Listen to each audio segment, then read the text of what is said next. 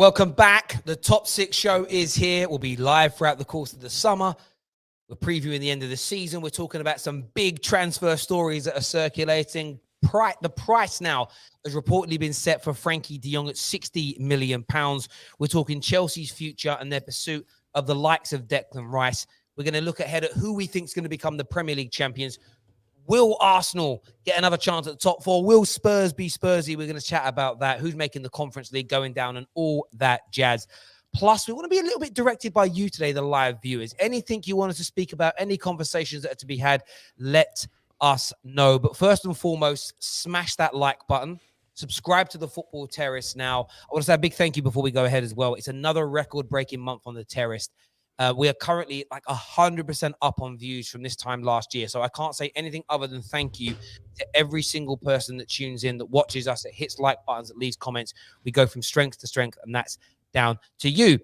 Look at this panel tonight. Look at this panel. We are joined by the gorgeous, the voluptuous, the stunning Ram. Ram is here with us now. No Alice band tonight, but still looking very, very good. This man hasn't needed an Alice band since 1999. Have Hope is in the house. Looking good, looking ready. Head on show. We've got David in the house. I don't know what, David, you've had that shirt on the last 4 times you've been on the show. How you doing, mate? Hope you're very, very well. Hope you're good indeed. Now we've got all the beauty out of the way. Let's introduce you to Colleen, who's with us on the show. Yeah. We work today in London doing your thing. Have you recovered after Monday? What happened on Monday? Well, we'll get onto that later because I know don't recall. Speaking about Arsenal today. Man like Dan Lawless back on the terrace. What a panel we've got tonight. Do us a big, big favor and smash the like button, people. We want to hear from you right about now. What we starting with today, people? What do you want to start with? Let's start with Frenkie, seeing as though it's the first thing on the... Frenkie de Jong. Yeah. Frenkie. So, Frenkie. let's just put this up then. Frenkie de Jong. We can start with Frenkie. So, it is reported today that the price has been set at around £60 million to bring Frenkie de Jong from Barcelona to Manchester United or any other club that wants to buy him, because they keep talking about this Barcelona consistently, that they're going to do the right thing for the club. They're not going to rule anything out if the right kind of money comes in, blah, blah, blah. That for me is code for, yes, we want to sell him for the right price. £60 million. First question is that a good price? The second question is, can you see him coming to Manchester United? Go for it. I'll go real quick. Basically, look, I think Frenkie has flopped at Barcelona. I mean, Barca fans, they may not want to face it and everything, but he's flopped. Based on the guy that we saw for Ajax, he's underwhelmed. Like, I mean, his nickname is Frenkie Ding Dong, from some Madrid fans and so forth. That's just how bad the dude has been. Basically, Frenkie needs daddy, and daddy is Ten Hag. When I say that you're a sister merchant, it's not an insult. People say, oh, no. As long as you're good, you're good. Frank de Jong, De Ligt, Ziyech, these guys are sister merchants and they need daddy. Ever since they've left daddy, they've been trashed. Like, De Ligt has not been that great for Juve. Ziyech has been gutter trash for Chelsea. And Frenkie Ding Dong, he's been okay, but not great for Barca. So for Frenkie, he has a dilemma. Either you go back to daddy and play either the Conference League or Europa League with that geriatric CR38, or you stick it out with Xavi, with Barcelona, and just figure out the whole Barca situation. So the only stumbling block is, does not playing UCL football bother you? If it doesn't bother you, you will thrive under Ten Hag, probably more so than what Xavi is trying to do at Barcelona. So, okay. Any other thoughts? Yeah. What are you saying? You're mute. Oh, I'm mute.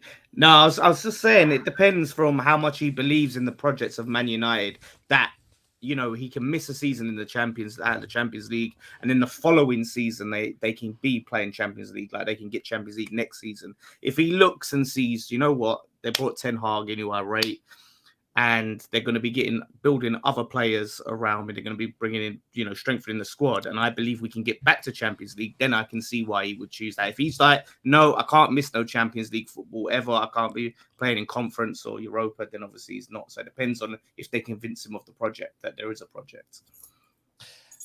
Yeah, look, I agree with that. I cannot buy into this notion that Frenkie de Jong 100% isn't going to come to Man United. Equally, I said it on a few shows already. Man United fans getting angry that Frenkie de Jong is considering his future. Of course he's considering his future. How can you trust anything Man United is saying off the bat after 9 years of failure? You've got to question it. You've got to demand answers. You've got to know the direction that the club's going in. Listen, Wayne Rooney 12, 13 years ago started calling out this club for its behaviors and Man United fans turned on him. How are we still sitting here in 2022 and backing the way the club is run until we see it being run better? It's a madness to me. And I'm actually quite proud and happy to see Frenkie de Jong say, I'd like to play for Ten Hag again. Man United are a big club, but I'm going to hold back from committing myself to somebody until I know that they're really going to back this manager. They're really going to try and move in the right direction, because Old Trafford's become an absolute cemetery for quality football players. So many quality players with potential, so many quality players in their pomp have joined us in the last 9 years, and they've become shadows of themselves. So of course he's got to look at it from that point of view. But in terms of him as a player, listen, it will be one of the best signings of the summer if Manchester United can pull this off. It really will be, no doubt. I mean, but real quick, I see for Frenkie, it's difficult because we're now hearing that Barcelona may get Lewandowski. So if Barcelona now keep the ooze, are you now going to get the ski in Barca, and Frenkie now stays? Do you really want to leave where Barca are going and with what Xavi are doing? Because when you go to United, as I just said, it's all up in the air. Okay, yes, you're going to a guy that you know. But I feel that Barca under Xavi, especially if they get Lewandowski, are headed in a much more positive direction than United, where you just don't know how well Ten Hag is going to do. So you could just go there and it could actually become more as opposed to at Barca, things seem to be heading in a much better direction. So, I mean, to me, Frenkie de Jong's world class. I don't know. No, he's not. Yes, he is. Yes, he's not world class. Relax. He's a world class midfielder. If you look at the numbers, look at the underlying numbers, guy's world class. I'd take him at Chelsea. I'd say any day of the talent. week. Bro, I'll take anyone at Chelsea. Do you know the kind of bombs we have at that club? Come on. That's very true. But I think it'd be such a good signing for Man United. So good, I almost don't trust them to make it, because that club is just allergic to doing good things. For me, he's amazing. He's so good. For me, the price tag as well is 60 million. I know is a lot of money, but you're buying a player that's getting into his prime, and we all saw the quality that he had at Ajax. Yeah, fair enough. He wasn't that great, and nothing turned out well when he went to Barcelona. You could say mitigating circumstances with what's happened behind the scenes at Barcelona, but there's still a quality player in there. There is, and I don't think it needs to be Ten Hag to manage him. I think give him to a quality manager, he would do the job. Ten Hag. It's got to be Ten Hag. No, I don't think so. I think if I was Barcelona, I would do everything to keep Frenkie de Jong and Pedri. Those are my two players that and Ansu Fati. Those are the three players where you go, keep those guys no matter what. No, come on. You can't put de Jong on Pedri and Fati's level. Probably really. I think that's being missed out here. I know a lot of United fans are saying, I don't want a player that doesn't want to leave Barca, that doesn't want to join us. David Beckham didn't want to leave Manchester United, but the club forced that upon him. Fans have got this weird thing, right, where we get angry at a player that shows us no loyalty. Do we realize that, our football clubs are far less loyal to players than players are to our football clubs? Every now and then you get a player you really want to stay that wants to leave. How often do our clubs get rid of players that we're all happy to see go? Like, we do it to them all the time. Frenkie de Jong might not want to leave Barcelona, but he may not have no choice. They have got financial issues at the club. Somebody or two, a player or two has got to be sacrificed. Very much, Inter Milan didn't want to get rid of Lukaku. Lukaku didn't want to leave. Now, it didn't work out to be a very good match, because you're not bringing in somebody that fits the system. But with Erik ten Hag and Frenkie de Jong, of course, it's a system matchup. They're a profile player match, because literally Frenkie de Jong was brought up through the system at Ajax, which is very much what Ten Hag has done. I think to question the ability and the quality of Frenkie de Jong is an absolute madness. He's joined Barcelona at their worst period in most of our lifetimes. Most people on their lifetimes, their worst period, and he's still done well. He's still done a very, very good job. John Terry was at Chelsea before Roman Abramovich took over, right? if they didn't get Roman Abramovich's money, do you honestly think John Terry would be looked at as one of the best centre backs in the Premier League? No, because you never would have built a team that would have won and achieved what it did after the takeover. You know, as soon as your club had more money and was run better, you know, you created legends out of players that may not have got to that point. Frenkie de Jong joined Barcelona at the worst time in 20, 30 years in that football club, and he still performed very, very well. Look how good he was in the summer for the Netherlands. He's a top class player. I agree with David. I'm just fearful that Man United won't pull off a good bit of business like that, and we'll end up signing Scott McTominay's brother or something. What are you saying, Cole? What are you saying? I don't think the problem's not even Frenkie de Jong. United could sign 3, 4, 5 world-class players, and we've seen them do it in the last 9 years.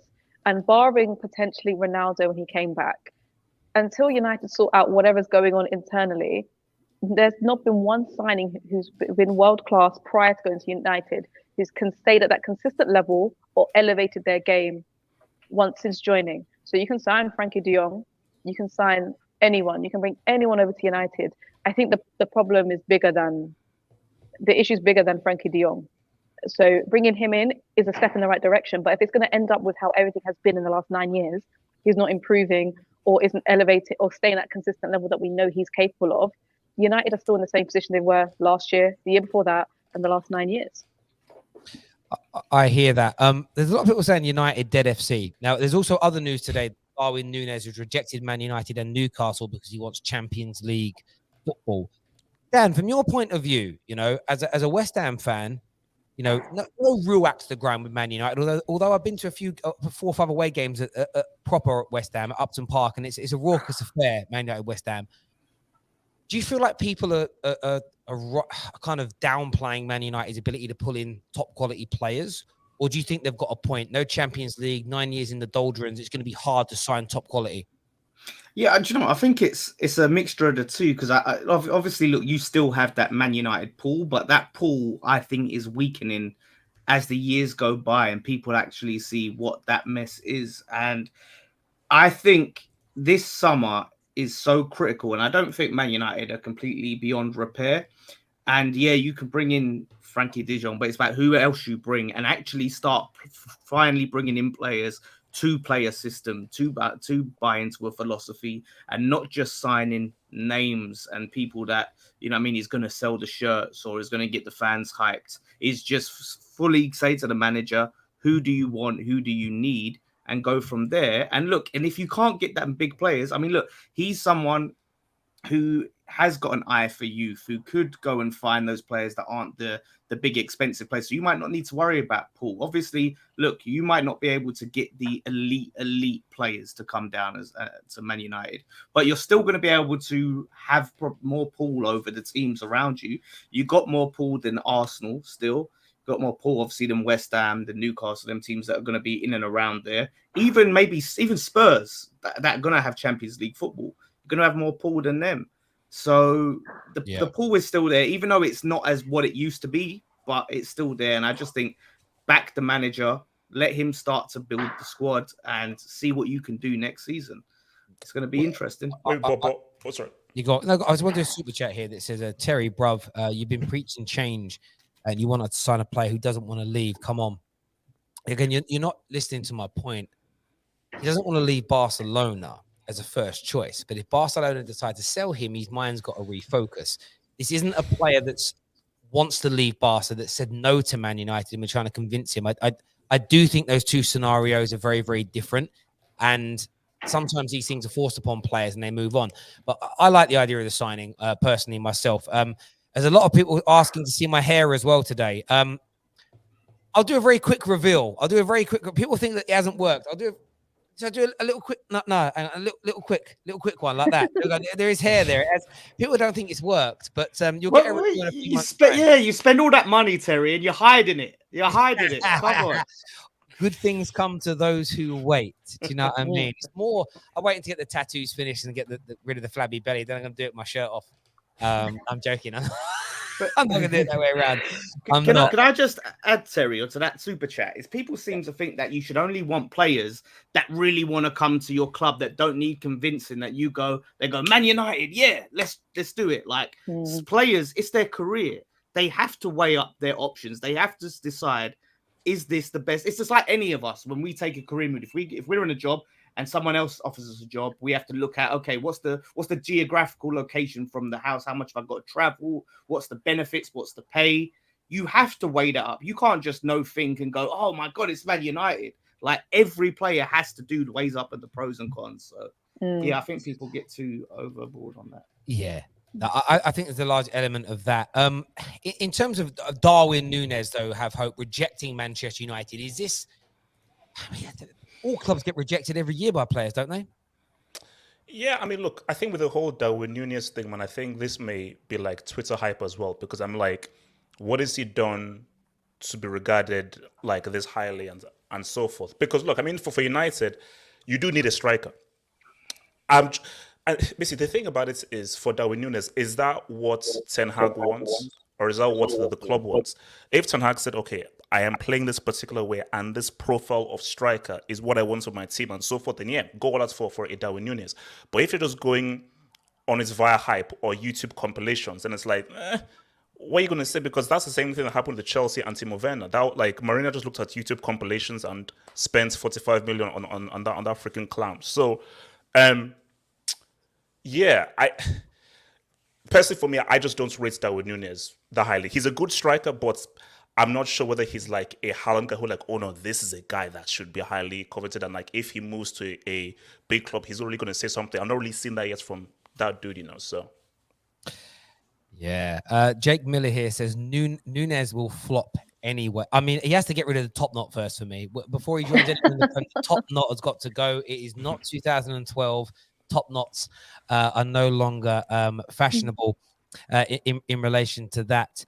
The question here for the panel, I want to throw this one to David. If Man United lose and West Ham win, does it mean Terry cannot host the top six anymore? Oh, you might not be allowed to be fair. You might not be allowed to. The problem is who then hosts it. Oh, we'll give it to Jess. Fair enough. Because Arsenal technically did finish. Maybe Dan comes in. Maybe Dan comes in and becomes the host. You know what I mean? Maybe Dan. There you go. Or we become the top seven. Top seven there. Listen, viewers, keep hitting like and share buttons. Any questions you've got for us, send them in. Good questions like that are good for the panel, so throw them in. We are going to preview the final day a little bit later. We're going to talk Declan Rice to Chelsea and some of the big signings that Thomas Tuchel is pushing for. An interesting one that came up yesterday. Now, I have spent the afternoon with a very credible journalist. The Dean Machine and I were out.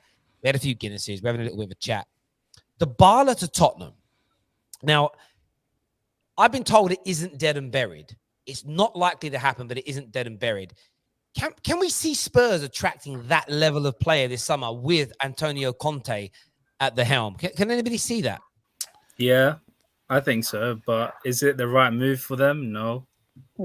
I think they should stay away from, because of the injury record that he has, and I don't think it will be a good move for them. I think they should focus on other areas before they go to the forward line, because the forward line is... Okay, but what if, let's say, they can ensure that he's fully fit? Would you still say it's a good signing? Let's say that you can ensure his fitness, no injuries. Where does he play, though? Yeah, because the guy, if he that's my thing, bro. Okay, if you give me like Dybala, Kulusevski on the right, homeboy Stone on the left, your boy Kane as striker, and Dybala's busy supplying them, and he's a goal scorer. That's worrying. But Dybala's not a creative 10 like that. But they don't. Dybala can't create. So Dybala can't create in high volume though. He's never created in high volume in his career. Not in high. But they don't really use a player like that. He can create. Don't get it. Like he can obviously create. Like he can make something out of nothing. He's a good player. But for me, like you've got Harry Kane already, who kind of does that. I drop in a bit deeper and I can play a bit of football as well. There's not really a need for a Paulo Dybala who also does the same thing. Paulo Dybala's thing is I can connect your midfield to my attack, but Harry Kane already does that. and he's a far better finisher than Paulo Dybala anyway.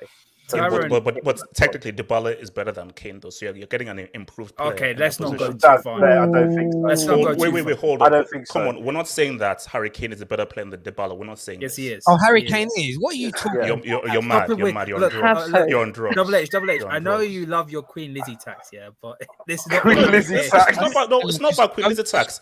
Queen Lizzie- Anybody Whoa, with whoa, a hey, clear stop brain disrespecting knows the Dybala is better Queen, than Kane. please. Hang on a minute. I want to go to Colleen on this. Colleen. Actually, I'm going to go to Colleen and Dan because it's West Ham and Arsenal. They despise Tottenham. Dybala.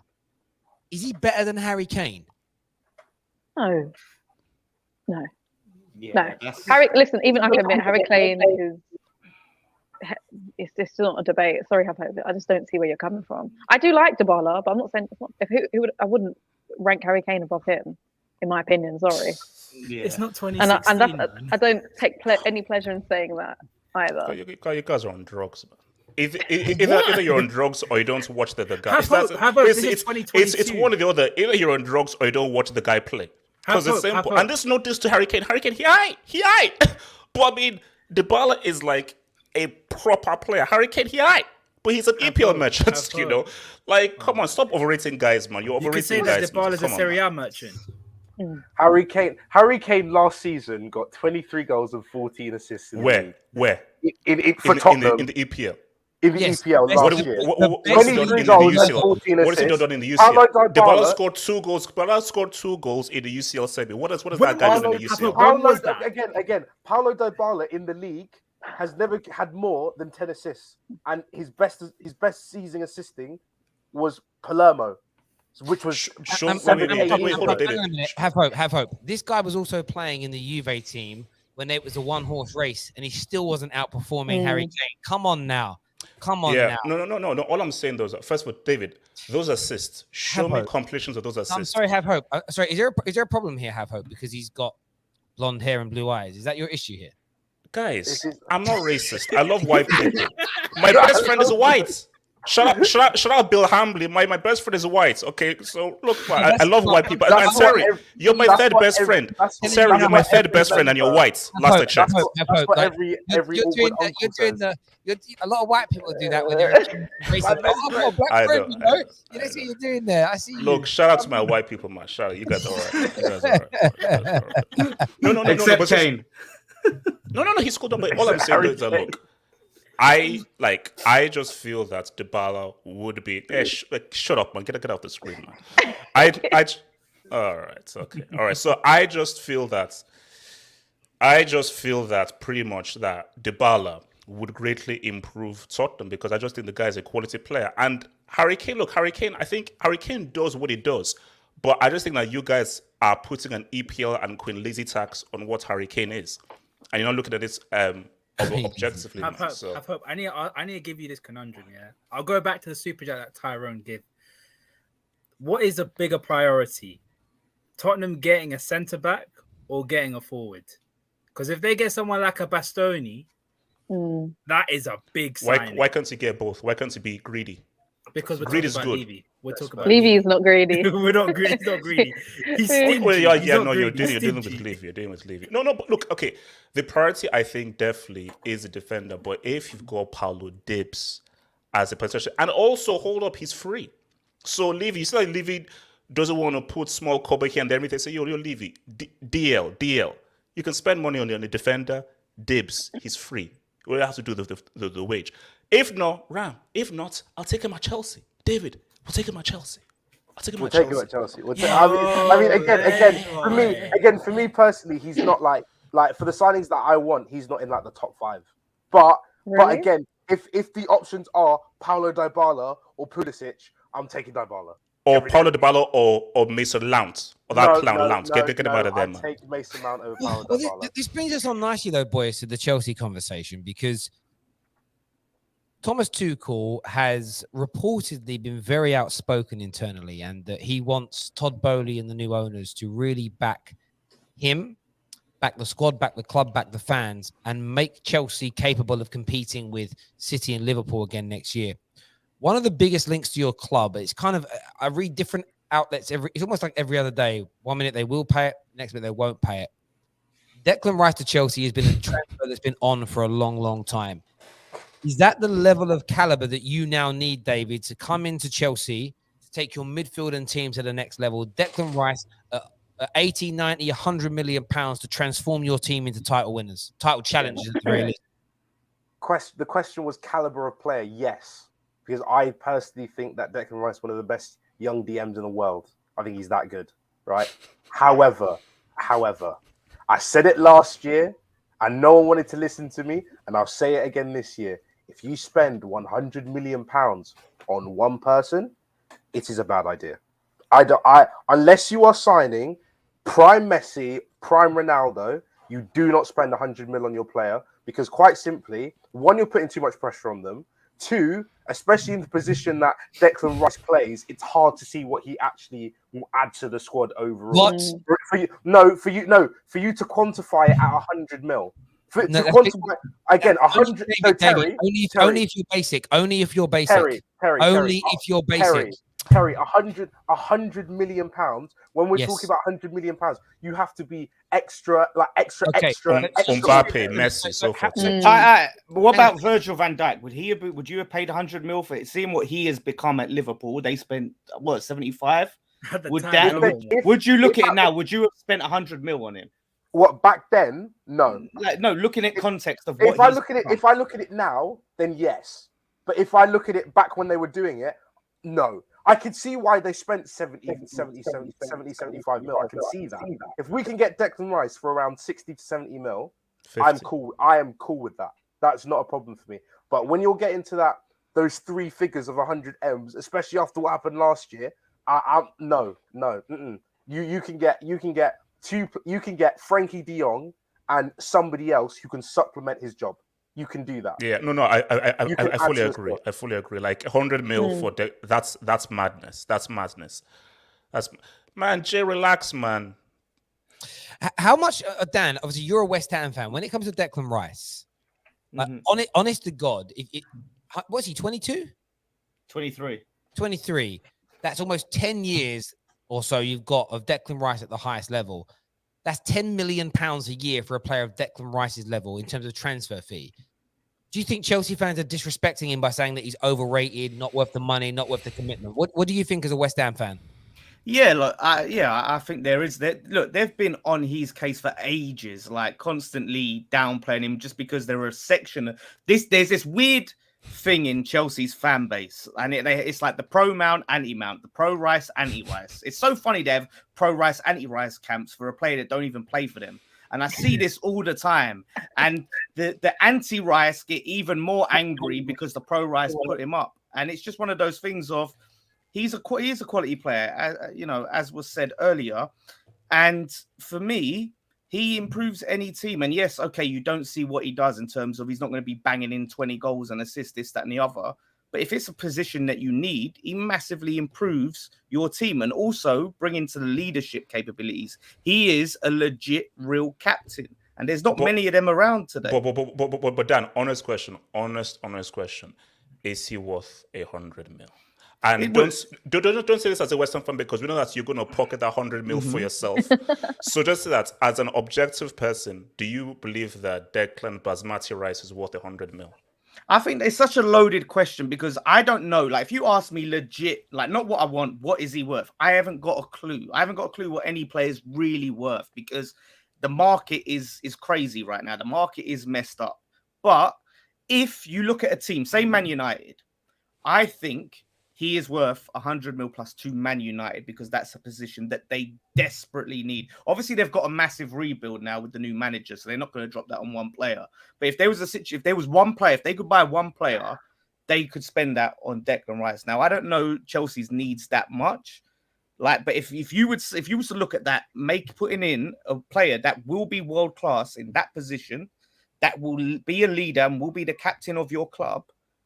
That to me, and the England international, all the tax that comes with it, 100 mil, yeah. Like you slap that down. I'm sorry. Jack Grealish went for 100 mil. Jack Grealish, and thank you. And look at how he's flopped. No, but anyone could see that Jack Grealish was not going to improve Man City. I called it out straight away. You could see he wasn't. That's not what they needed, but they panicked. But if you really need a DM, he's going to improve your team. If you think Plus, he's about proper it, Chelsea, man. He's proper Chelsea. I don't care about Chelsea. If you really think about it and think of every single player in history who's been worth 100 mil, whether you want to do inflation adjusted or whatever, how many of those players have actually panned out to do what they said? Because again, Mbappe, I would argue, even though the talent is 100 mils worth, because they are not getting a transfer fee out of it, spending that initial 150 mil to get him out of Monaco may not have been worth it. Neymar at 220 odd mil. That transfer is not worth it. Neymar's a fantastic player. But look at shirt sales, man. Branding. You're missing the point here. West Ham fans, sorry, not West Ham. Chelsea fans are missing the point here. £100 million for everybody still looks at someone's salary and somebody's transfer fee based on their playing ability. And I don't know how many times I've said this. My lips have gone blue with the oxygen I've lost. You factor in the commerciality. Declan Rice is the mainstay starting midfielder in an England team. Chelsea are an English club. He's going to remain in England. You own the image rights to Declan Rice. He will be England captain. I guarantee it. Yeah, a great chance of that. And you own the image rights to one of the most popular players in England. So when merchandise and photographs and marketing is used, your football club is earning money from that. He will generate a huge amount of money for Chelsea back into especially with the whole proper Chelsea from the academy that he returns. There is, you have to factor that. If a player costs you 100 million, 80 million, 50 million to buy and generates you 10 million pound of income versus someone who costs 100 million to buy but generates you 50 million pound of income, they've cost you the same amount of money. And it doesn't work as basic as that. But that's why net spend ain't real, because you have to factor in what someone's going to earn you. Cristiano Ronaldo is on 400 and something grand a week, but he made Man United break record sales of their shirts. So they hit their numbers with Adidas, so they got paid their bonuses and their money from them. So yes, he's on more money, but he's made them more money. So on a cost to income ratio, Ronaldo is probably cheaper per week for Man United than Jesse Lingard is. And I know that stuff's complicated for some people and boring, but Declan Rice is worth so much money. It has to be. I 100% get that. But when you look at our squad, especially as well, if it was all we really needed is a DM, then I could see why spending 100 mil was worth it, right? But you look at our squad, we need a striker, we need a winger, we need attacking midfielder, we need two centre backs because two of them are leaving. We need backup fullbacks because if Reece left back, left back, and Ben Chilwell go down, we're done for. We might again. Some people may argue we might need a new goalkeeper because Kepa might have to go. Like again, you're going through our squad and there are so many holes in it that if someone came up to me and said you have 100 mil, you can either get Declan Rice today or you can get Boubacar Kamara on a free plus the signing fee plus Jules Koundé and what's that centre back's name? Koulibaly from Napoli. I'm taking those three because quite simply I need to fill gaps in my squad. But you're talking. I get that, but a lot of Chelsea fans want Tchouaméni. They want Tchouaméni. Now Tchouaméni is going to cost you 70 million. So if you spend 70 million on Tchouaméni, yes, you've got 30 million spare for one other player. That might be Koulibaly, but you're still going to have holes. By your logic, any player worth more than 70 million pounds this year, Chelsea should be avoiding because it means you're going to lose out on other players. Chelsea, I would say we need to seal the holes first before we need not obviously not like literally be like, okay, we need to get these 6 positions before we go for Declan Rice, but we need to have a surefire plan for filling up the squad with the right players and clearing out the dead woods before we start looking at let's get this one superstar signing. Yeah, because ultimately our squad does lack in superstar quality, and we can fill that position with. But I don't think Chelsea's right for Rice. I think we should talk about that. We talk about is Rice right for Chelsea? Is Chelsea right for Declan Rice? No, it's not, because their fan base are not loyal at all. And they are so quick. No, I disagree. I disagree because I'm gonna bring up 2 clubs that would be better for him to have, because they will move. They will turn on a player with a swiftness, right? Look at Mount now. Look at the output he's had for them and the way that they've been dragging. No, Dan, right? don't do that. No, Dan. No? I'm in the minority. There are about 20 of us of the anti-Mount brigade. We're very small. It's mostly pro-Mounts. It's not a minority. Yeah. No, I've seen a lot. Have hope is a minority. Yes. Hey, I was on have hope side last year. I know about how Yeah, many but people actually back it. David, you're Like, a flip flop, innit? So it is what I'm not a it is. flip flop, bro. I said what I needed to see him improving. But the clubs that are season. loyal, Man Bro. City and Liverpool, yeah. Oh, they're not the though. teams. They're But not. They're a They're lot more not. loyal. Do you know why because- they're loyal? Because they're doing well. If No, but- Fabinho was dropping stinkers week in, week out, those Liverpool fans would be going at Fabinho. They're a lot Yeah. more forgiving. No, Yeah. I've seen they're a it's lot crap. more It's forgiving. BS. It It's is. nonsense. Keep Nah. going, Alisson Dad. Keep going, Dad. Keep Alisson, going. Nah. I've seen Ram Alisson drop knows. stinkers. Ram knows I've David's seen- right. Yeah, I've seen Nah. Alisson drop stinkers and throw the ball in his net, Yes, and they're yes, like, Dad. they're bigging him up, they're hyping him up. Same Yes, way with my Man City. Look at Man City. Grealish has been a flop this season. Every Man City fan I'm talking to, he's gonna come good. We got to give him time, give him a chance. Go on, sorry. No, Dan. Like I promise you, if Declan Rice comes, he will have more supporters than haters. Mason Mount is loved, bro. If you go to the Chelsea megastore and so forth, Mount's face is plastered all over the whole thing. I'm in the minority. I've So been aware trust me, about this I since get Lampard I get days, hate though. mail. I get hate mail. People threaten my life and so forth because of how much I think Mount is made. So trust me, I'm in the minority. If Declan Rice comes, he will be loved and he will be adored based on the profile of player he is. These are facts, so they'll never turn on him. Never. Dan was spitting facts about Liverpool, though. Ram. Do you not see what happens when Mane or Salah goes the little run with no goals? These men are Minority. losing- That- they're that's the- losing that's their like- heads. That is And a this- minority. 5%, Dave. Yeah, and it's the same thing with Nonsense. Mason Mount. It's just because the minority are louder. If your player's playing well, you sit there every game and go, you know what, he's playing well, I'm gonna leave it like that. But when he's playing badly, I'm you'll hear saying- those guys chatting the most. It's the I'm habits, saying man. this about Declan Rice, and I know what people will accuse me of, but I don't care because I just don't. Can't cancel me on this platform. It's mine. Declan Rice is legit. Declan Rice is already one of the best DMs in Europe. He needs to play Champions League football to prove that, but I believe he's there. He's already one of the best in the Premier League. I've seen West Ham this year, especially at home when you've got the fans on their side, compete so well against City, against Chelsea, against Liverpool, against Man United, against Arsenal. And they haven't won all the games because the overall squads are not as good. And no disrespect, David Moyes, by the way, is a good manager, but he doesn't compete with the vast majority of the other managers in terms of overall quality. And I mean that with respect to West Ham fans. But Declan Rice in all those games, pound for pound, has been one of the best players on the pitch. You stick quality around him, and I'm talking top quality here, in front of him and behind him, you will see a next level football player. And the Chelsea fans are scoffing at the idea of 80, 90, 100 million, saying he's overrated, calling him, Balsamic Rice and all this sort of stuff. If and when he joins a rival and he is killing it, and you guys sign another Danny Drinkwater and you're crying, I can't wait to see the tears, because this notion that I don't think he's, I get your point that a lot of big signings have flopped, but then what you have to factor in is the signings with inflation. Wayne Rooney, £27 million. Inflation-based tax, that is £150 million. He was worth it.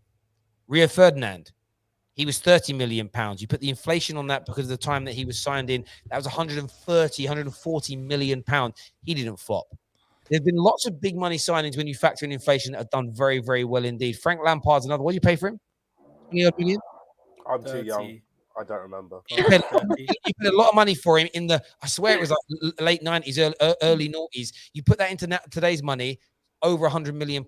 Loads of players have done it. We just get bogged down with the numbers right now when we forget that clubs' TV money since then has gone from a few £1 million a year to billions. Like, money is different now. And I think Declan Rice is hugely underrated, because on social media, all you see is that he's overrated. How can he be overrated by everybody? How can everyone say he's overrated if he's overrated? It doesn't even make sense. Declan Rice is an absolute star. And listen, I wish my club was in a better position to be able to fork out 100 million, because Chelsea, you sign a Declan Rice and a Kamara next to him in the midfield on a free. You bring in a decent goal scorer and a couple of good players at the back. Total cost £200 million. You've got that kind of money. You're away, and you can start to close that gap on the guys at the top. And Declan Rice is going to give you 10 years and he's never going to leave. A lot of these other signings, they might cost you 70, 80 million, but in 3 or 4 years' time, they might be looking at Barca. They might be looking at PSG. They might be looking at Real Madrid. But I want to say, Terry, also, just quickly before we move on, I was going to say, The thing again with Declan Rice is similar to Lukaku. I don't see any other club shelling out 100 mil for Declan Rice this summer, and his value only goes down because he can't get much better at West Ham. Everyone already says he's at this amazing level, and all he needs to do is move on to a top club. Every year that goes past, his contract year goes down, he becomes cheaper. So for me, there is no rush. There's a lot of people as well. We are going to move on. There's a lot of people saying Basuma is better. Now, let me say Basuma is class. Basuma doesn't make you as much money. So that's such a hipster opinion, man. Basuma is cheaper to buy, but he doesn't generate you as much income. Just Google cost to income ratio, and then look at the difference. Do you know what I mean? It's as simple as that. Viewers, I want you to do me a big favor though. 2,500 of you tuning in, which is amazing. Smash that like and share button. A recap for you. We spoke about Frenkie de Jong, and a £60 million price tag has reportedly been set that Barcelona would accept from Man United or any other party to sign him. Darwin Núñez reportedly rejecting Newcastle United and Manchester United. And we're talking about Chelsea's rebuild. We are going to preview the final day of the Premier League season as well. Any other questions you have for us, please super chat or member chat in. We've got some here that I want to go to that I don't want to miss. This one here says, just an opinion, but if West Ham did not go as far in the Europa League and were playing one game a week, I can see them finishing fourth, quality first 11, but lack depth. What we sound about that point there from Akash? I don't know. It's true. If we didn't have Europe this season, I think we would have finished fourth. Like, you look how hard we went in both teams. It's true. No, but look, we went full strength in both competitions, right? Got to the quarterfinal with the Carabao as well. Imagine like we didn't have to go and travel around Europe. We didn't have to go full strength in Europe. And I truly believe we would have finished fourth this season. We was close last season. I think we'd have done it. I think the main thing I'd say is the injuries to your back line. You had a lot of injuries at centre back, and I was like, it might be a bit too much. But that's what I'm saying. But if we didn't have Europe, maybe those, yeah, exactly. If those injuries happen, if they're doing all the traveling, probably not. I don't know what type of injuries they were. No. Again, I'm gonna sound really bad. No offense to like Arsenal, but realistically, I think West Ham, if they didn't have Europe the same way you didn't have Europe, I think they would have done better than you. Oh, shut up, David. And considering how close it is between you and Spurs, I think they would have already had them 3 or 6 extra points. Hey Jay, can you kick him off, please? Kick him off. Get him out of here. Kick him off. We've got two. We don't need another Chelsea fan here. There's another one here. Ten Hag won't get top 4 next season, not with Conte being here. You never know. Never say never, Abdul. I don't know how you can make a statement like that though, because we've seen, like at the beginning of the season, United had Ollie, and with the players they brought in, we all thought they would be challenging for the title. I feel like you can't make those kind of statements right now. We have you'd be an idiot too. I wouldn't bet money on it, but it's not out of the realms of possibility. Yeah. You need to see who he signs. I hear that. Football, so on. It's too early. Jard here says the thing is with Man United, the real question is not the pull or history of the club. It's the next generation of fans, their new generation born in a period since Sir Alex Ferguson who haven't seen success. I think that kind of pulls into what Dan said earlier about fans having patience, fans having time. I'm already seeing fans say, I've got no time for Ten Hag because he wants Steve McLaren as part of the setup. It's a lot of Man United fans, the younger generation, are bought into this idea of, if you're not signing players or appointing people that are seen as fashionable, got good FIFA cards, then it's instantly a fail and a problem. And I just think that's a wrong way of looking at it myself. Jay here says De Jong is a good player, but he comes in at 300, 400k a week. Say thanks. No thanks. Say ta-ta, bye-bye to him. Is what Jay thinks. I'm a United fan, but 100 million for a guy with no trophies is a massive red flag. In my opinion, he's overrated and overpriced, is what Ty believes. Jard came back again. Yeah. And said, this is crap. Only reason some Chelsea fans don't want him is because he's not a sexy, exotic foreign name. Oh, shut up, man. Rice is quality. End of hope we get him. Virgil van Dijk was supposed to be £50 million. We paid £25 million premium because we got our hands caught in the cookie jar by Southampton. They threatened to report us. That is true. You paid hush money. You paid No, Husman. we because we effed up the deal in the summer, we had to pay extra No, because because we you were broke. so No, money. because you broke the money. rules. Because you No, broke the because rules. we were You stupid. cheated. You No, cheated. because we were Cheated. stupid. No, it's You stupid. cheated. What Stupid were you negotiations. Hang on a minute. So you were stupid. What stupid doing what? We didn't negotiate properly. Cheated. It's not Yeah, cheated. because you tapped him up illegally. Look. Okay, if you want to say cheated, that's cool. It's cool. Right, was- That's what it take was. away their trophies. Take away the Prem and the Champions Get League. rid of it. Yeah, get rid of it.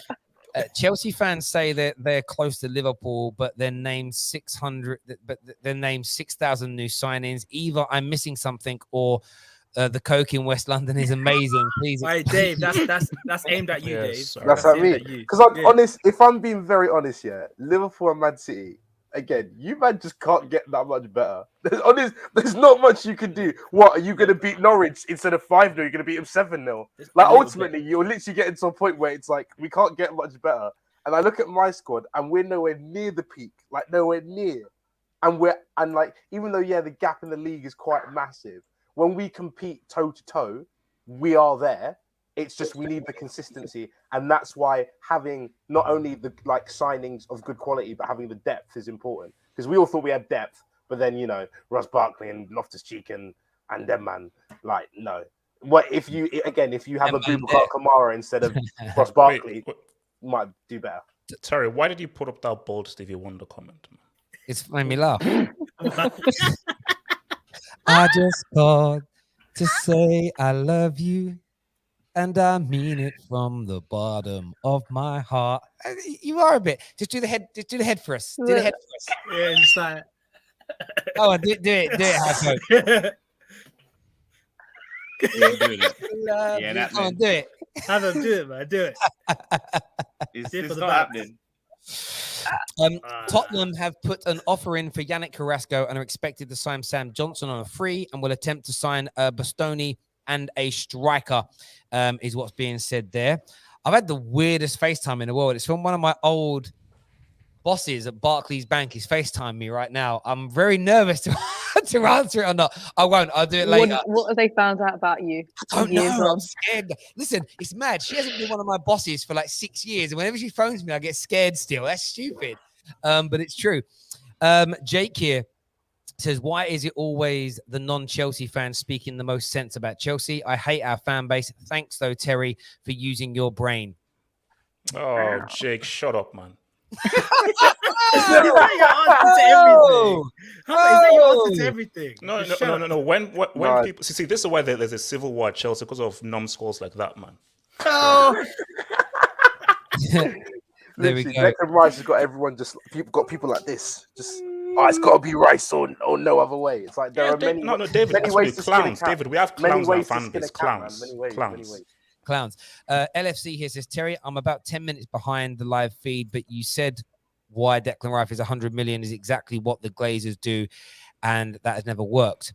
So again, someone having commercial value and being the right player for your team are two very different things. Man United sign quality players, but not for the right managers. They sign purely based on the marketability. I think that's what you're kind of missing out on what I'm saying here when it comes to the Glazers. They will keep a player like Paul Pogba if a manager doesn't want him because he's worth money. If Chelsea signed Declan Rice purely to make money off of him, it's a terrible signing. If he's part of what Thomas Tuchel wants and needs, and he fits that system, plus he makes the money, for me, they're two very different things. But thank you for the super chat and having your say there. Ladies and gentlemen, of course, this weekend, the Premier League will conclude. We'll know who wins. We know who's going to come top four. We know who's going to get relegated. Arsenal and Tottenham are fighting it out for top four. And that's kind of our first kind of talking point here. Arsenal, of course, they threw it away 2 games on the bounce. Get out, please. I can't do this. Some saying they bottled it. Some saying it was just because they've got a young squad. Dan, I want to come to you first on this. So I know you wanted to talk Arsenal. I want to get your view on what's happened to them in the last few weeks. But I do want to speak to the panel today. Who's making the top four, and can we see any mad miracles happening on Sunday? Yeah, no, what's happened is not a surprise. It's what we've seen from Arsenal for a while. And I've said from ages ago, before that game even got rescheduled, that basically that North London derby would be key, and whoever wins that, I can see the other team basically crumbling after that. But it's just funny to me because, you know, I've done a lot of shows and a lot of podcasts where where people have asked me about Arteta, right? And you can go and see the preview I done on AFTV with Turkish. Go and look at the comments after he asked me my thoughts on Arteta and the backlash I got, the visceral reaction I got from Arsenal fans in the comments roasting me because I said that, Arteta, I don't think he's the guy because of X, Y, and Z. And now a lot of people are coming around to that process because, and it's funny I say the word process, because he isn't the guy. They need a top manager, and they're talking about progress. He lowered the standards. He took them from 5th to 8th to 8th back to 5th. You know what I mean? From what Emery left. And it just maddens me, though, that the mental gymnastics that they can do to justify positivity rather than have actual standards for their team. And the excuses that they make about referees, this, that, and the other, rather than actually addressing the real problems. They've got an inexperienced young team. That's an excuse, apparently. Our team is young and inexperienced. Who built that team? Who spent 250 mil to give you a young, inexperienced team? I think that's Mikel Arteta. He's not this hard done by guy that's just like, oh, poor Arteta, he's got a young, inexperienced team. You know, he fell out with Aubameyang. He fell out with Guendouzi, these quality players. And it just baffles me how people still think that he's the guy to lead them to the promised land. He's really not. And now next season, it's going to be even harder to get. This was it.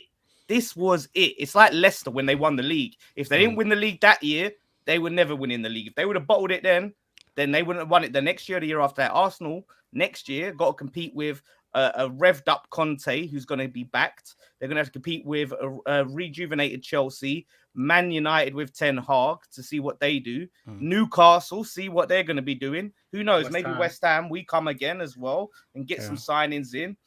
It's going to be even harder. So it was now or never. So don't look and go, oh, well, we got so close. We're 5th and the process is still on. Like, he's never getting you top 4. He's never getting you the league.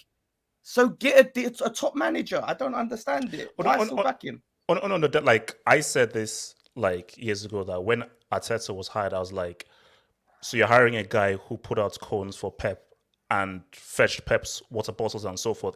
He had no experience. And guys said, oh, no, like, no, this guy, he works under Pep, blah, blah. Pep's, genius rubbed off on him. I was like, no, he was just an assistant to Pep, but there's nothing there that showed you that he could really take Arsenal forward. So you should have either rocked with Emery, give him time, give him a few years just to really get a team in his image, or actually get a manager. No, Emery had to go. Emery had to go. We all know I love him. He had to go. I couldn't. But he's a better manager, though. He's better than Arteta. But basically, I'm not saying Emery to Arteta. I'm not saying he's not a better manager than Arteta, and I don't even want Arteta anymore. I'm not saying that Arteta won't be a good coach. I don't think he's the level he needs to be to take Arsenal to the next level and to continue on this project that they keep talking about in this process. I agree. We should have got. I think we do now need someone else. But Emery, just because Emery is Emery, he still wasn't the answer. I don't think he could take the amount of work that was needed and that is still needed at Arsenal. No, that's true. But I think one thing that we're assuming is that why are we assuming that Tottenham will beat Norwich? Because they have you can see the 79 goals. No, don't do that. Don't do that. No, don't do that, guys. If there's one team, if there is one team that will find a way to lose to Delia Smith, it's Tottenham. Trust me. So you can say no. Have hope is trying to give the Arsenal fans hope. Don't give them hope. Trust me. There's no hope. No, bro, I don't care about Arsenal. They can rot in a pit for all I care. I don't give a damn about those bombs. I'm just giving you facts. Tottenham are the only team I know that will find a way. Say, you know what? Let's lose to the worst team in the league. Let's give Dealer Smith something to cheer about, man. Let's find a way to somehow, some way lose to Norwich. So, bro, don't ask. People are just, Son's going to get like a hat trick. Kid's going to get a dub. It's going to be 5-0. Don't be surprised come Sunday. You're like, how did Tottenham find a way to lose to Norwich? So, guys, in football, never assume.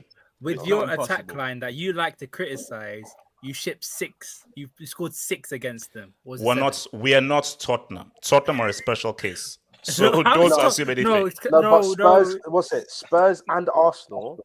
But I look at them both the same right now. It's literally like its own mini league. Every season they seem to always be next to each other, right? And the thing with both those teams is that they are both accidents waiting to happen. The accident has already happened. It's not that it's going to happen on Sunday to Norwich. No, the accident happened when they lost to Newcastle. That was it. I don't even think Arsenal are going to beat Everton this weekend. I don't think they're going to do it. No. It depends what happens tonight. So, David, it depends. If Everton need something on Sunday, Arsenal won't beat them. If Everton beats Crystal Palace and Burnley don't get a result, so they are safe, then they win. If Everton needs something, Arsenal won't Newcastle beat them. didn't need something on Monday, though. It's Newcastle. No. Their players were playing for their places next season. They know that the money's in. They're getting kicked out. They were like, but I think but regardless, let's be real. If they performed or not, they're still getting kicked out. Regardless, they know. We have Bruno Guimaraes and everything like that, man. No, him, yeah. Apart from a couple of key individuals, like the rest of them, like Sean Longstaff, like sorry, he's not playing anyway. Is it? Joe Linton. Shout out to Joe Linton, man. Man, like Kraft, Kraft. Remember when Man United? I'll be honest. Listen, it could be massive banter Sunday if Arsenal win and Spurs lose, because everybody's just like, the way Arsenal fans reacted after Monday was it's done and it's dusted. Most of us have. There is that percentage chance that those two things happen consistently with each other, but it's done now for me. Norwich are so bad. Spurs will go into that game really confident. They need they need a point. Is it a point? Point. 1 point. Yeah. One They're point. not getting beat. This Norwich team, the only time they've looked good in the last 6 months was against Man United at Old Trafford, and we know how bad we've been, and they scored 2 goals, and we still beat them. So the fact that we were able to beat, there's no way Spurs are throwing this away. And the Arsenal, I spoke to an Arsenal fan today. The interview comes out tomorrow. And the mixture of fan base of like, I've still got a lot of faith, or I've completely got none, is out there. There's a lot of work that he's doing at that club this summer, but it's going to be an interesting end to the season. The top of the table, though, boys. Again, Liverpool versus Man City to win the Premier League. It's going to... Can anybody see, again, a minor miracle happening again? Liverpool winning, City losing, Steven Gerrard, Philip Coutinho. A lot of people say written in the stars. Can something happen? Terry, that is Disney plus. There we go. Plus. Because Liverpool fan, Ram, your fan base... You can insult our fan base. I know we have a civil war and when we insult each other, it is what it is. Your fan base, you guys, you live in the clouds, man. You guys are sniffing on that good mushroom and kush. Because to think that if Gerrard is going to give Liverpool the title, he's going to give them, what kind of BS is that? Very tough. Philip Coutinho is going to score a brace. No. What's going to happen is Villa will score first. Oh my gosh, what's happening, blah, blah. Then City will adopt, persecute, colonize, and deconstruct those dudes. So it's going to end up being 6-1. I think that's it in a nutshell, to be fair. Is it at the Etihad or is it at Villa Park? Etihad. Oh, they've got... They're getting Lara Crofted. They're getting Lara Crofted. Ram, do you have hope? Ram has a worse win record than Frank Lampard at Everton. It's not happening. Bye. Ram, do you have hope? Do you actually think that it could happen? It's not a lie. I'm back in the stat. Ram, do you think it could happen? Do you actually believe that it could happen? I believe. Of course I believe. Ram, like I say to have hope every single time.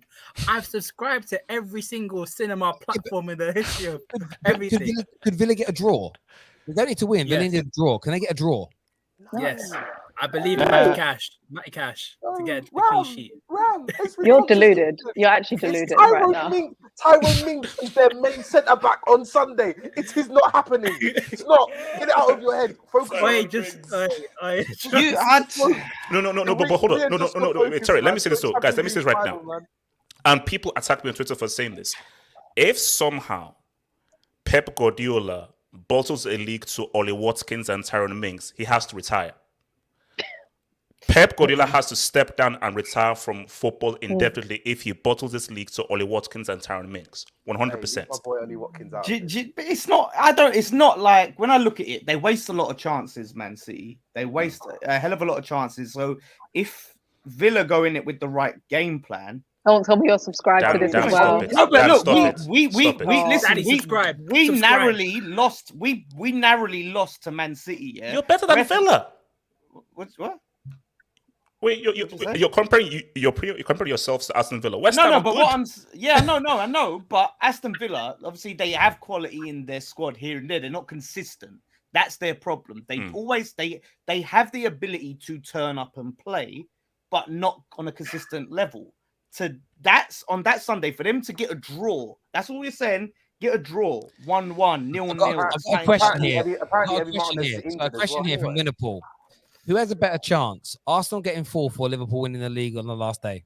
Liverpool winning winning the the league. Liverpool No, sorry. Arsenal getting fourth. Arsenal getting I fourth. have hope. No. Don't do that. Norwich are Have that bad, man. Norwich are that bad. Guys, if Nah. Tottenham lose to Norwich and Arsenal gets fourth, I need £3,000 in cash from all of you guys. If that happens. Listen, but that's what I'm saying. Tottenham can afford to draw to Norwich. They could draw, And they'll It could find be a way to 1-1. lose. They'll find a way to City lose. can't. City can't draw. They have to win. If they And they will. They Liverpool have absolutely to win will. as well. yeah. Yeah. Who's But it's- Liverpool got against Southampton? Why are we Wolves. only talking Wolves. about Why are we only talking about City dropping points? Why is it inconceivable that Liverpool can't drop points? Because the narrative Why is is it stronger only with City? City. The narrative is stronger with City. Like I Sorry. don't get it. Like That is. why It is is it because City? because the story's so sweet. It's such a good story No, it's not. of Gerrard going to the Etihad Oh, and Ram, getting stop points it. of City. No one likes that Aston- story except Aston you. Villa are in better form than Wolves as well. Wolves are in terrible form. I can't remember the last time Yeah, they but won Wolves. a game. Yeah, but Wolves when they lose by like 1 goal. Wolves don't like. Wolves barely concede They goals. lost They 3 don't against lose. Brighton. No, but they bet no. But obviously, again, every team has their examples. You lost 7-2 to Aston Villa. Are you a bad defensive team? No, you're not. My point is when you look at their results over the season, they very rarely concede goals, and if they do lose games, they normally lose it by 1 goal. Is it inconceivable that they whip in a corner, and Connor Cody gets on the end of it and they score a goal? No, it's not best inconceivable. He And best if he does that, you've then got to score 2 against quite a good defensive team. That for me is a tougher fixture than Aston Villa, who are missing their captain, their goalkeeper, and I think they're missing somebody else. And I think what was it? I think maybe John McGinn was injured or something. I remember. Nah, reading that John somewhere. McGinn's fine. The Scottish One guy is of their key players was out, and I'm looking at it thinking, I think Man City are at home. Are you at home? Or are you away? Yeah, I'm at home. We're home. You're at home. We're at home. Okay, you're both at home. Anyway, doesn't matter. Man City are at home, and they are winning this game. And if Pep Bear loses this game, It's finished, man. No. If he wins this game, the quad is truly on. the quad- And I'm There gonna is- be so unbearable. Ram. Turn off the telly. Turn off the telly. You're leaving with a domestic double, and that's about it. That's as good as it's gonna get. Wow. That's as good as it's gonna get. No. I believe. Like I believed Stop in believing. 2005. Like I believed in I need 2019. to- I Ram, wanna warn you you, don't Ram, remember Ram. 2005. You're 1 year older than me. Shush. Ram, you sound a bit like a gal before the North London derby, and the gal ended up by Monday night crying on camera. So I would slow down a little bit. No, but he has more. He actually has some grounds to have that belief than Igal. Like Igal, it was just all false hype and bravado on what Arsenal could do. Like Liverpool are an elite side still with an elite manager. Yeah, true. They've just got to, if they can win their game, I think they can beat Real Madrid. And who knows with Man City? They bottled in the Champions League massively. Who says they can't bottle this? Man City. I'd be No, interested. but they Imagine don't they bottle the get a league, though. quadruple. He's a league Everything- merchant. Third time's a charm, innit? We lost to City 2 or twice against City. Maybe third time's a charm. Who knows? Yeah, we Ram, said that about Ram, the FA what are you Cup. talking? Ram, what are you talking about? Ram, come back to reality, man. Come back to reality, man. What are you on about? We Ram, it's literally over. lost Listen, the I told FA you, Cup final 3 years in a row. Etihad. The moment you failed to win at the Etihad, it was game over. It was done. If Villa do a job and Matty cash bags, I'm gonna be so unbearable. We Yeah, could and see a you'll- repeat of Man City winning the league. The Aguero. Imagine it's like Alisson. No, I hope it's the most boring 7-0 I've ever watched in my life. Yes. It's going to be a beatdown. Hey, It's going to be a If there is, beatdown. if there is another Aguero moment, I beg that it goes to a player that we all rate. Like I'd hate it. I'd hate Alisson. it. Yeah, I mean, I'd hate it to No go. one wants Liverpool to win except you. No offense. I think that's why some Liverpool fans struggle online sometimes because they might sit in Liverpool chat rooms or on Liverpool streams or in Liverpool group chats and they're like, oh my God, everyone in here loves Liverpool. They go to a rival-based one. They're like, why is everybody not nice to us here? I don't get it. It's weird to me. We've got some super chats here. The season could end as followed. Liverpool first, City second, Spurs third, Arsenal fourth. Could Chelsea No, it still end can't. up fifth? No, they can't. No, They no, can't. no, no. They can't. Unless you get 4 points for a win. Ain't possible. No, I don't think they can. Cedric, check your maths before trying to put that thing up, man. They could end fourth, though, innit? They could end fourth. Yeah. Yeah, the Premier League is decided Villa has no chance of getting a result against City. We should focus on the Champions League final. But if anyone can bottle it, it's Spurs versus Norwich. Do you know what, Akash? I'd say this. Imagine Liverpool play like a youth team and lose at the weekend, and then Villa pull off a result. There's no way that Klopp can take that risk of that happening, because that would be such a foul. Winning mentality, Terry. What will be funny? Tottenham lost to Norwich and Arsenal lost to Everton. That would be funny. That can happen. You will see Colleen in the studio on Sunday. I'm not coming, Terry. I'm not coming. You guys are not seeing me put on a fucking Spurs shirt. We've got gold diggers coming in. We've got a packed house with 25 people going to be here. It's going to be a good night. Good day. Good night. I might not for me. More. 30 people. KJ, stop fucking inviting people. We ain't got no room. We ain't got no room. Do you know what I mean? We have to get rid of the rubbish ones. Let's cancel Ram and let's cancel. Yeah. Let's get rid of I thought you wanted to see me cry on live, Terry. You're not going to cry. I was being facetious. But there we go. You're not going to cry about losing a league. You were destined to lose. He might cry if they win, though. Tears of joy. Tyrone here says everyone's acting like Arsenal. The Arsenal team can beat Everton, is what Tyrone says. A fair point. By Posh Spice's logic, top Spur are even closer to Liverpool than Chelsea. Beat City twice and drew to Liverpool twice. Thoughts? Who's Posh Spice? I think he's talking about David. How has he got to Posh Spice? What? All that, you're posh. Listen, I've seen your house. I've dropped you to your house. This guy lives in the biggest house I've ever seen. Oh, Davis, you got that cash, man. Honestly, we had to wait 10 minutes for the drawbridge to be lifted up. Yeah, obviously, yeah. The gate had to open. It was late at night. I had to get security. Big man. Yeah, of course. Honestly, it was worth all the leg touching. To be honest. Did the butler... Don't, what? Not like that.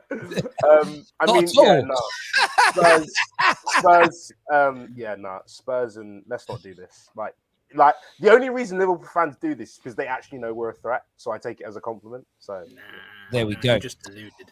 Be mindful here. It says Ten Hag embodies discipline, decent pedigree and authority. He will imbue. Is that imbue?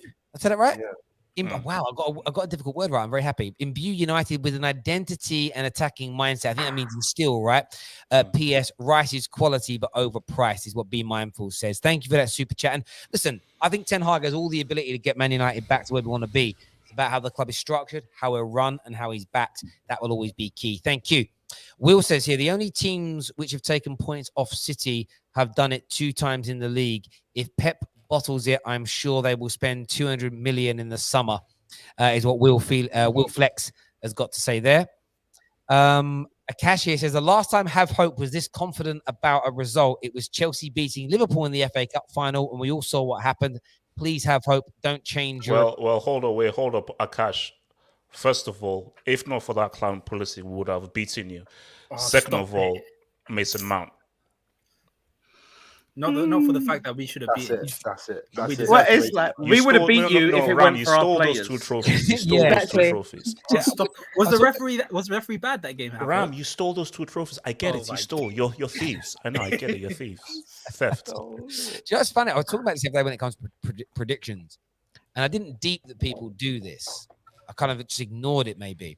But they say things like, if my team has no injuries and things go our way, I think we can come third or we win the league. And I'm like, but every season teams get injuries, have bad refereeing decisions, you get suspensions, you get unlucky results. That stuff is football. It tells me people act like football is this weird computer game that's going to go immaculate every single time.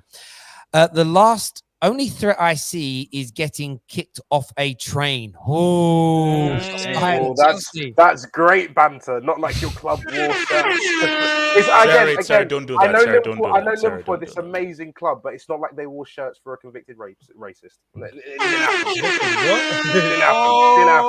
didn't happen. Don't remember that happening. And that's why you're the greatest ever player, and you like to call him captain, leader, legend. Is a racist himself. Yeah, but I don't back him.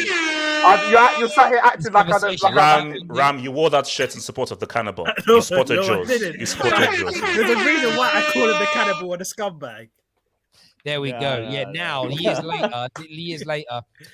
Safe here, man. Like Mike Stalker says, send me the studio address. Safe will come on Sunday. Let me meet you, Terry. Safe? No, we will send. I'll send you an address. We'll send you an address when you got to go on Sunday, my friend. We'll send you an address. Have hope says come to reality. What happened to May 14th? I'll tell you what happened to May 14th. It's called theft, Zota. It's called theft. So in my world, Chelsea won those games, but it is what it is. Yeah, and I my truth in it. We've got a bit of a hot take here, people. English Talent FC says have hope. If Jordan Henderson wins 2 Champions League, Pogba Verratti has none. Saying he's better. Henderson is better than Pogba and Verratti. But let me reply to this clown who has been plaguing me. It doesn't matter how many UCLs win. Henderson is not in the same stratosphere as Labille or Marco. So, yeah. If Liverpool fans do want to base it on trophies won, it's another big debate that's going to be ended tonight on the Top 6 show. Please do it. Please do it. Have Hope's glasses were misted in the FA Cup game, is what Dwayne's got to say there. Are you crying? Did you cry, Have Hope? Did you do any gal and cry on the internet? I wanted to assault Mason Mount, but I didn't cry. I'm not a big crier. Calm it down. I'm not a big crier. The last time I cried was when Nigeria got knocked out of the World Cup, '98. No, but have hope. I have to ask you: do you think the referee was good that game? It was a fair game. Ram, I don't care. You stole those trophies. That's why I care about you. Stole those trophies, man. TK here, that's a City fan. Sorry, says Terry and the gang. We are not losing the league title. We have experience of Premier League deciders coming on the final day, 2012, 2014, 2019, and this year, 2022. If we lose, I will buy a Liverpool jersey personally. By the way, there's a user. I'm not sure he's watching today. There was a user on the Terrace called Red United who made a £500 bet with me at the beginning of the season because he said that Chelsea would not lose a single game to Arsenal in this campaign. So I only know this because somebody sent me the link and the timestamp of when it was said. I forgot all about the bet. So Red United, if you're watching, £500 you owe the Football Terrace for that bet, my friend. Well done. Tuchel should pay that, man, because he basically gave that game to Arsenal. We are giving that money, by the way, would be given to charity. It was always to charity, not to us directly. How sweet. Why is there no conversation about United? There is a higher chance of United not qualifying for the Europa. What do you see? What do you see happening, Dan? Do you see Man United conference, West Ham, Europa? What are you saying? I have more confidence in Crystal Palace beating Man United than I do us beating Brighton, just because of our record of Brighton. But this is a huge game. For us, we just got to go there and win. We just got to go there and beat Brighton, and then just see what happens. Play our game, and the way Man United have been playing, and I just think the confidence is at an all-time low, and a lot of players know they're leaving. I would be very surprised if you went there and turned up a performance. It's been a really positive season for Crystal Palace. It's their last home game of the season. It's going to be a party atmosphere. They'll have the little drums and all that stuff they have. I would really be surprised if Man United got even a draw. And they have to. I think you have to win, right? Yeah, you have to win because of our goal difference is superior. Yeah. So you have to win. So I think we've got a good chance, but we just got to break this curse that we have against Brighton since they got promoted and win. That's what I'm worried about. Not worried about what Man United do. The world needs Ronaldo in the Conference League, doing a nice PR tour. That's what I want to see. Give back to the communities and countries that can't come and visit him. We need Christina in the Conference League, man. I think that's a great idea. We need Ronaldo playing at the stadium where the train goes past it on the side. He would still be doing the Sue. I need that for the streets. The streets need that. Please, man. we do. So how do you feel, Terry? What do you think? Do you know what it is? I cannot back Man United to do anything this season. I find it almost, I just feel like I'm lying to myself the whole time. And can we beat Palace? Yeah, of course we can. Will we? I doubt it so much. The only thing I'm sort of hoping for is that Ten Hag will be there. And he hasn't coached the team this week and he hasn't been involved with the team this week. But you're sort of hoping, you know how Newcastle players really were working their socks off because they're like, we don't want to be one of the groups sold in the summer. Maybe a penny's going to drop with some of these players to say the new boss is here watching. We've got to step up. You know how people are on first dates when they act perfect, but that isn't how they really are. Like that's the only way we win is if these players put a shift in and they work hard and they run hard and they do their thing. But honestly, I can see United have kind of gone for a 2 or 3 week period. It was really funny this week because Gooners were really upset all day Tuesday. Oh, what? Why is nobody talking about Man United's abysmal season and they're just bantering us? It's like, bro, we got bantered for 6 months solid. It's gone quiet because we're so far out the race. This season, we've become irrelevant in the conversation around the league. But I do see there being like a final now in the coffin. Final day, Spurs get in top 4. I wouldn't be surprised on Sunday if you saw Liverpool and City swap places in the league, like throughout the course of the games. And then there'll be something mad happen, like a 90th minute winner for Crystal Palace and United drop to 7th.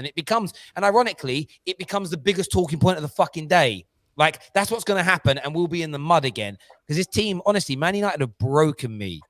Absolutely broken me this year. The image of Ronaldo suing in front of a steam train is actually... I need it. I'm holding back my laughter because it's actually quite funny. I tell you, UEFA are desperate for it because Man United being in the Conference League, actually, the ironic thing means every Thursday night, the Conference League views are going to be higher than the Europa League views. They're going to, and it's true. It's a fact. Like, I've read some stats recently, like something like 10 of the top 12 viewed games this season on terrestrial TV, British TV, have all been Man United games. Like, they dominate the lines. But everyone loves the car crash. But having Man United and Arsenal though on Thursday nights, honestly, BT Sport, whoever's covering it next year, the Zone are buzzing because it means Tuesday, Wednesday, Thursday are busy because we all know what happened this year on Thursday nights. Like, I watched West Ham's last few games. I watched Rangers in the final, but everyone kind of took Thursday off because it was like, and that's not a disrespect. It's just true. Now with Arsenal and Man United on Thursdays, you've now got a full midweek roster for the majority of the season. So from a content creating point of view, it's great. But I don't want to be in that Conference League. I really don't. But at least we might have a chance of winning it. Again, to be fair, this year, the Conference League, I'd argue, had a better semi-final than the Europa League final. So it's, again, if you want to look at degree of difficulty, the Dodds, Conference League might go above Europa League. Okay, let's not go too far. According to the prize pool, the Conference League is about as good David, as the FA Cup. don't apply my Dodds to the Conference League. Don't do that. I'm just saying, the Conference League is about as good as the FA Cup. Listen, for the prize that you I get. swear you're going to do that with Roman Mourinho. Listen. No, hell yes. No, if Mourinho wins, bro, I am nervous for my boy Uncle Moo.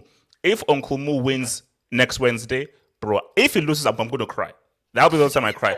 If he wins, Mourinho has completed football. Right? I've seen a few Ollie outers that become lovers of Jose say, "Oh my god, if he wins it, he becomes the first manager to complete like the full set of trophies and whatever." But I laugh because these are the same people that when Man United were in the Europa League final said, "I'm not celebrating it because it isn't a competition we should be in." Now suddenly a different manager is winning an even smaller trophy. They just show like I love agendas. Do you know? Terrace, don't call it a small trophy. By the way, I've got a question off topic completely. Hang on. Someone says, check Twitter, Terry. Another bet that was mentioned beginning of the season between you and a viewer. I'm going to go and check that out in just a second, my friend. Thanks for keeping my receipts. Speaking of Twitter, what happened on Spaces last night? Because I just saw everybody getting like there's supposedly some wars and some fights going on. But I put a tweet out and I've had some DMs today that's got me in trouble. So what did you do? Yeah, DMs got you in trouble. I've got a bit of a problem with people that have regional accents or they're posh. They're very posh people. They don't speak like this, but they tweet words like "yanar" and "gassed" when there isn't the vocabulary of their area, just for clout. So you might have been brought up in the poshest part of the world, speak like the Queen. You don't say "yanar" or "gassed" in your world. So please don't tweet it. You might be from a part of the country that has a very strong dialect, that has very little integration. You don't speak like that. You're not from London. You're not from certain parts of Manchester. You're not from certain parts of Birmingham. Like, you're from, I'm not even going to name it. I'm not drawing anybody out. I find it weird. It's like, oh, but weird. it's like it's I've basically I've had a lot of nasty DMs about it. They're like, why are you telling people how to speak? I'm like, I will tell people how to speak, because it's very embarrassing that someone with your accent is trying to sound like you're an extra on Top Boy. You're not. no, but it's like Twitter speak, basically. I think there's like a Twitter kind of slang that people want to be, and people don't want to sort of be different. So it's like, this is how you tweet, so they just use all the jargon that they use on Twitter. It's weird because when you read it in that person's voice, it sounds funny. Like a lot of British people have started using y'all on social media. Y'all. And I'm like, no, that's hey, not true. y'all, That come can't on, be y'all. It's No, true. I've seen it. You see it when you read Twitter, but it's the reason I'm calling it out isn't that people are free to do what they want, but it's like, it's funny. I've got a good friend of mine's a Scouser, and we were talking about this, and he was like, loads of Scousers now, like from his area of Liverpool, have started to put on what he considers like London slang accents. And he's like, he thinks that like social media, certain celebrities that speak like that, shows like Top Boy, all the way brilliant in their own right. They're very influential, so people are starting to do it. But his view is like, but if you have a Scouse accent, you are different to everyone else. If everybody starts putting on the same accent, you're all going to sound the same. Why would you want to do that? Like, I've loved living in Manchester. I loved, spending lots of time in Canada and America as a younger man, because I sounded different. Why would I like mimic the accent so I sound like them? I don't get it for me. It's a weird one. So if you're from like Kensington, you went private school, you want them to be tweeting absolutely jubilant or spitting. Yes. I want a posh Chelsea fan, if they win a trophy, to go, do you know, tonight me and Fergus are going to get absolutely gazeboed. I want it. I want how you talk. Terry, that's never happening. That's Terry, a little not bit happening. too much, don't It's like you. It's like you have Hope putting on this accent when you're Sebastian from Kensington and you're posh. All right, Terry, can you? Sebastian. My name is not Sebastian. I don't look like a Sebastian, and I'm not Sebastian. So don't just believe that what Terry said. My name is not Sebastian. It isn't. Oh, that's how it's. Oh, because Terry. He's called No, Sebastian. he made it up, and people now start calling me Sebastian. His name is Sebastian. He wears a lot of like pink. What is that? His alter ego. Pink chinos and like velvety jackets. You know, he does a bit of fox hunting. He is not really the man you all think he is. Terry, I'm Jamaican, but I do text like I'm British. But then Terry, there is this, because certain places in the world, because of the television that they watch, they adopt certain words in that accent. I get it, and by the way, I'm only being a bit flippant and having a laughing joke. If you're from Sunderland and you want to talk like you're from East London, tweet like you're from East London, cool. By the way, I did see this years back as well, when the Danny Dyer era was going on. There'd be people that weren't from the East End, right? And I had friends in Manchester do it, and they were calling people size. Oh, you're a sigh. I'm like, why are you using that's a proper Cockney? Like, you know what I mean? Hello, Diamond. Like, people have adopted Cockney rhyming slang everywhere. Like, people know what China means. People say, oh, you're telling porkies. They don't even know they're using Cockney rhyming slang. But it just makes me laugh. I just feel like this. I think some people do it though, because they feel it's the only way they can be accepted by people. And my view is, tweet and talk how you talk. Be you. Don't try and be something you're not. That's a real message. But if you want to do it, cool. Like, I'm really not going to lose any sleep over it. But I want to go to Twitter, because someone said they've got another bet that someone put through. I don't know if someone's DM'd it to me or not. Maybe they've copied. Hang on a sec. I can't see it yet. Oh, hang on. Someone screenshot this and put it actually on Twitter. This is from. Oh, I've got to zoom in now. I can't see the photo. Oh, I can't see it at all. Too small. It's too small on the screen. Let me get it on my phone. I'll get it on my phone. They've got some super chats here though. If Man City are tied late in the game, beware is what Eddie says. Tired of what? Holding the ball. Tied. Not tired. tired. Not tired. Tied. Oh, tied. It said tired. I can't read. Oh, like, just get rid of the hope.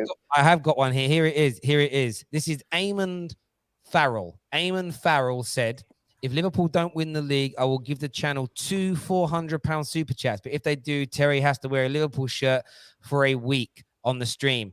So Edmund Farrell, come Sunday, you may owe the Football Terrace £800. Just saying. Edmund Farrell, are you there? Maybe not. But we'll see. Thiago, Scholes, Xavi, Alonso rank the best passers. Scholes, Xavi, Thiago, Alonso in that order. Alonso. Thiago, Wait, of all Scholes. time or what? In terms What? of- Fully Tiago above Scholes? I'm being fully biased. I'm being fully Ram, biased. get You're out. smoking. Get out. You're smoking, bro. He's not even that good. Literally said fully biased. Fully biased. Alonso, Scholes. Oh, sorry. Alonso, Thiago, then Scholes. Ram, Tiago just stop it. Tiago's Fully a biased. Fully It's- biased, yeah. Tiago is just Jorginho. He's just Jorginho that looks better. Okay, let's not go That's it. too far now. I'm sorry. I'm Stop sorry. Jorginho's slow and Get like Ram off Thiago's the what? channel till he wears an Arsenal kit. Disrespectful to TFT and shameful. The loser human quality. Oh, did you lose a bet? What did I lose? I didn't do any bet. Ram, what did you do, man? You Ram, did what bet did you as do? well. Ooh. Oh, did you do a The bet? The only bet I did is if we win the quad, I dye my hair red. That's it. I don't know. He's got a chip on his shoulder with your name maybe on they're it. thinking you're Louis. There are similarities, the glasses and all that. I mean, mine a little bit more rectangular. His is a little bit more circular. But yeah. Chat here says Liverpool decided to have a parade, whether they win the Champions League or not. Thoughts, Ram? I'm not a fan of it. Is that to celebrate the league? Would that be to celebrate the league from 2 years ago as well? No, stop it, Terry. Stop it, Terry. Probably. You They're can't that, have a parade they're that if you don't win the shameless. They're CL. that shameless. Yeah, we need that. Imagine having a For me, parade. it's either PL or CL. We need Imagine that having- major trophy. Imagine having a Neither's- parade with the neither's FA happening. Cup and the Carabao Cup. We can't hear you, Dan. Oh, two domestic mute. trophies. Two domestic. You don't think that's acceptable? No, not, That's No. that's not trash. for Liverpool. No. not Two for trophies that they had, was. and they also stole those trophies. Two trophies that they Oh stole. my god! Have Are a- you know what? I'm gonna call you Sebastian from now on. I swear to God, if you keep on saying that, I'm gonna call you Sebastian. No, but the difference is that Sebastian is a lie. You stealing two trophies is the truth. That's the difference there. So And that's an unmitigated fabrication right there. How did we steal it? Jeez, that's a mitigated fabrication. And Jesus someone pointed out that Christ. Arsenal had the FA Cup parade, like, by the way. Or, That is Yeah, true. but that's That is because true. they literally That's went like Arsenal. 12 years without a trophy. 9. They were stinky. Nine. I thought it was 10. I thought it was 10. 9. I remember Jack Wilshere getting Don't- plastered on top of the bus. Yeah. He got in trouble for that. Your AMT club's here. awful. Can imagine that? Yeah, Arsenal losing the season how they started with 3 losses. Why are you Hey. reading this negativity? Get it off the screen, Terry. Mirror. Keep it I've moving. got, I've got to support them. saying. Terry with English tax in relation to Scholes. Now Scholes, listen, Zidane says he's the best. I'm backing Zidane on that one. So I'm backing my Liverpool boys. of course you Alonso and would. Of Thiago. course you would. Listen, ladies and gents, thank you very much for coming on and having your say. Viewers, amazing. Super chatters, you're brilliant. All the members, you're great. Make sure you subscribe to the Terrace before you go. We are live after the football later. Don't you worry yourselves about that. We are live, even though there's not much to go on. We will have a little bit of a reaction. There'll probably be some news thrown into it as well. So make sure you stay tuned. But until next time, hang on, Terry, you missed my super chat about Villa. Did I? No, I swear I put it up on the screen. Hang on. Oh, hang on. Villa get 15 million for Jack Grealish deal if City win the league. What is more important to Gerrard, Liverpool or a bigger budget? He'll get a Premier League. Bigger He'll budgets. get a Premier League medal alongside that. So That's bigger embarrassing. budget. Ram, shut up. Shut up. Man. Oh, David here as well said there's no conversation about us because after half a season we all knew we were making it. However, Arsenal fans were celebrating like they'd won a trophy. That is a little bit some Arsenal most. A lot of them. most. No, Yeah, no. most- I mean, no, No. I wouldn't put No. I mean, Colleen was. I remember Are you Colleen. trying to cover me? Colleen's debut on the channel was, oh, you know what? I'm looking at that Chelsea spot up there, and it's looking kind of nice. But we're just I focusing never said on that. I never said We're that. just focused. Terry, get them off. Get them off. Focus Get them off. on Arsenal. That's all we're focused on. Arsenal. Oh, Sorry, really? David, I've been in the studio with you. You never had this film in front of me then. So why are we having it now? Yeah, because at that time I was focused on my own team. Now, No. I'm free. Terry, I'm free. I can Nah, Get to him be off. fair, So- they so- did but help that's- you. it's called karma, the arrogance of Lynn. It's To be called yeah, karma. yeah, It's supposed Colleen, haunt to be you. fair, you did arrogantly say that myself No. and Terry were quiet that game, and now we're talking. listen. I said back in January. I said, listen. I expected what I expected, and I literally said, if it doesn't happen, I will be like, I said, get out of here because we're all laughing because how the hell did this happen? Like, it shouldn't have happened, really. It shouldn't have happened. I stuck to my word, and I've still now got to wear a Spurs shirt. So can we just have some mercy Sunday, on in me? the studio, Spurs shirt on. There we go. No way. Yes, it's done. Wow. Patrick's providing it. People, listen, until next time, take care. Goodbye. God bless. And we'll see you soon. Thank you.